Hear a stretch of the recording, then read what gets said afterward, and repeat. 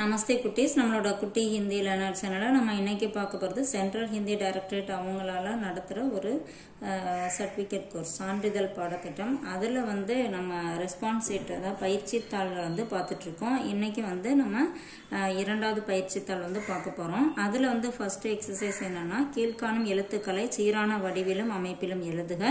எழுத்துக்களின் தலைக்கோடு தரப்பட்டுள்ள புள்ளிக்கோட்டின் மேல் அமையுமாறு கவனமாக எழுதவும்.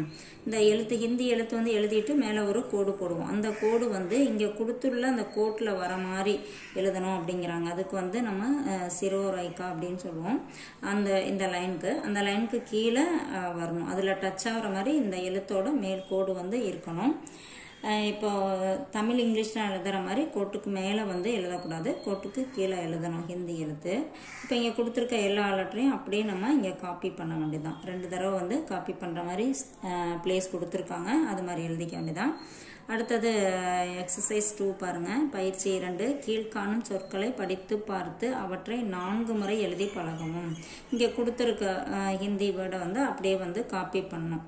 இப்போ வந்து ஃபஸ்ட்டு பார்த்தீங்கன்னா பானி, அடுத்தது விசேஷ், அடுத்தது சஃபல்தா, கர்.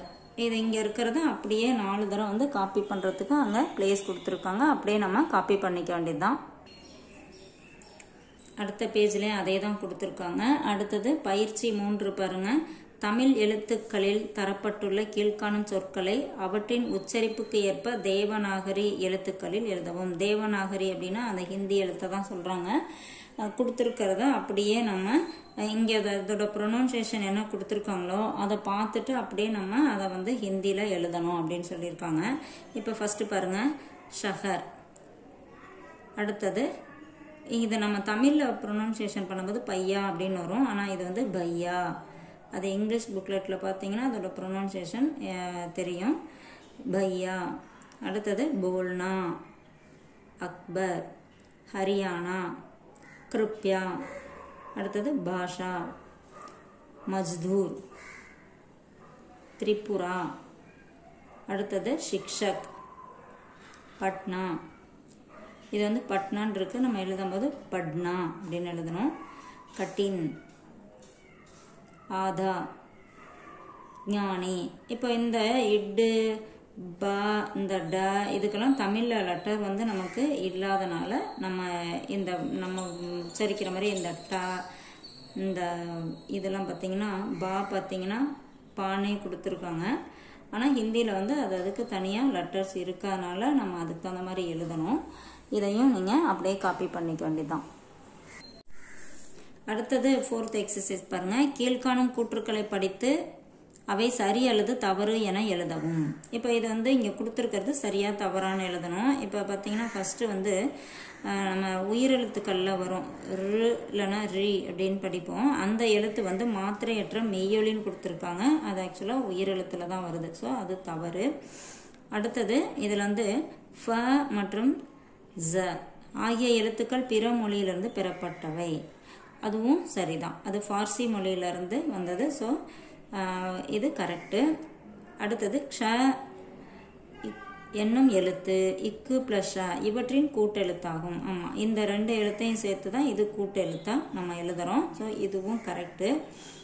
அடுத்தது காவரிசையில் வரீங்க, சாவரிசையில் வருங்க. இந்த 2 எழுத்துக்களையும் தற்கால இந்தியில் பயன்படுத்தப்படுவதில்லை அப்படிங்கிறாங்க, ஆனால் நம்ம பயன்படுத்தப்பட்டு வருகின்றன. இப்போ வந்து நம்ம இந்த லெட்டர்லாம் யூஸ் பண்ணிட்டு தான் இருக்கோம், ஸோ அதுவும் தவறு.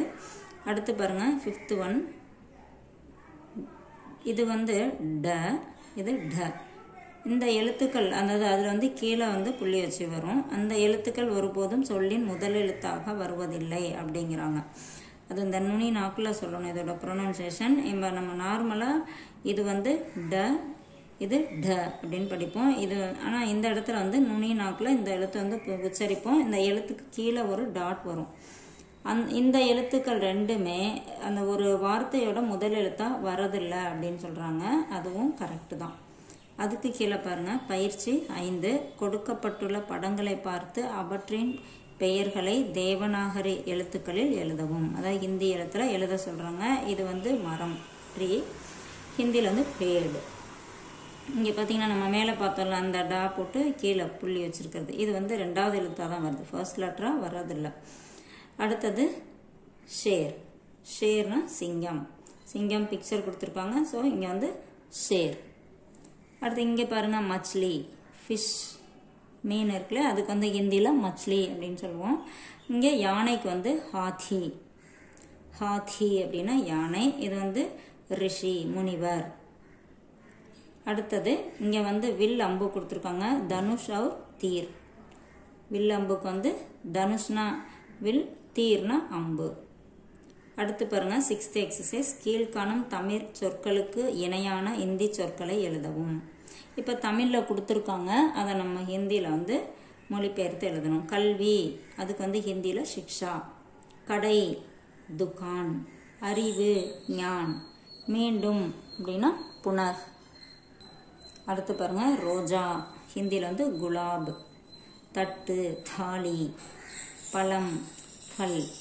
மேஜை, மேஜ். புத்தகம், கிதாப். புரிந்து கொள்ளுதல், சமஜ்னா. அடுத்தது 7th எக்ஸசைஸ் பாருங்க, கீழ்காணும் எழுத்துக்களின் இணைகளை உறக்க உச்சரித்து அவ்வெழுத்துக்கள் ஒவ்வொன்றிற்கும் ஒரு சொல் எழுதவும். இங்கே கொடுத்துருக்க எழுத்துக்களுக்கு ஒரு ஒரு வார்த்தை வந்து சொல்கிறாங்க. இப்போ ஃபர்ஸ்ட் பார்த்தீங்கன்னா இங்கே வந்து க இருக்கு, அதுக்கு வந்து கர். அடுத்தது த, தன்.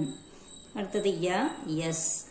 அடுத்தது த, தகான்.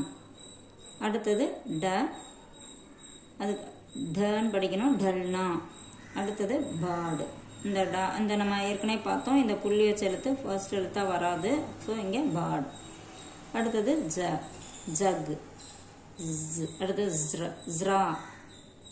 அடுத்தது ஃப, ஃபல். அடுத்தது இது வந்து ஃப, ஃபகீர்.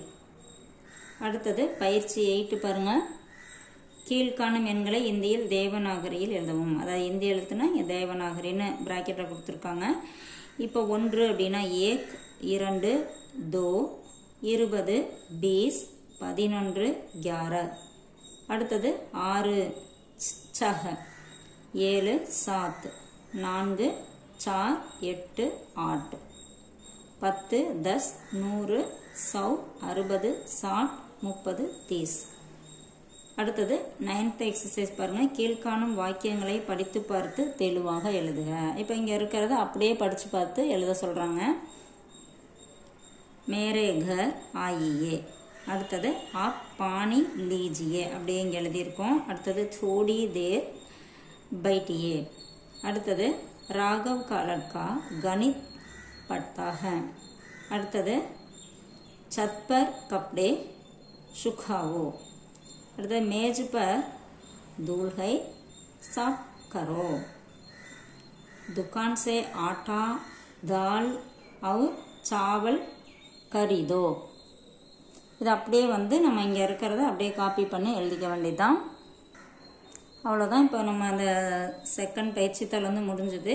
இதில் வந்து இந்த கடைசி பேஜ் கொடுத்துருப்பாங்க. இதில் வந்து நீங்கள் எழுதியிருக்கிறதுல என்னென்ன மிஸ்டேக் இருக்குது, எதுலலாம் நீங்கள் இம்ப்ரூவ் ஆகணும் அப்படிங்கிறதெல்லாம் இங்கே வந்து உங்களுக்கு நோட் பண்ணி கரெக்ஷன் பண்ணி அனுப்பிச்சி விடுவாங்க.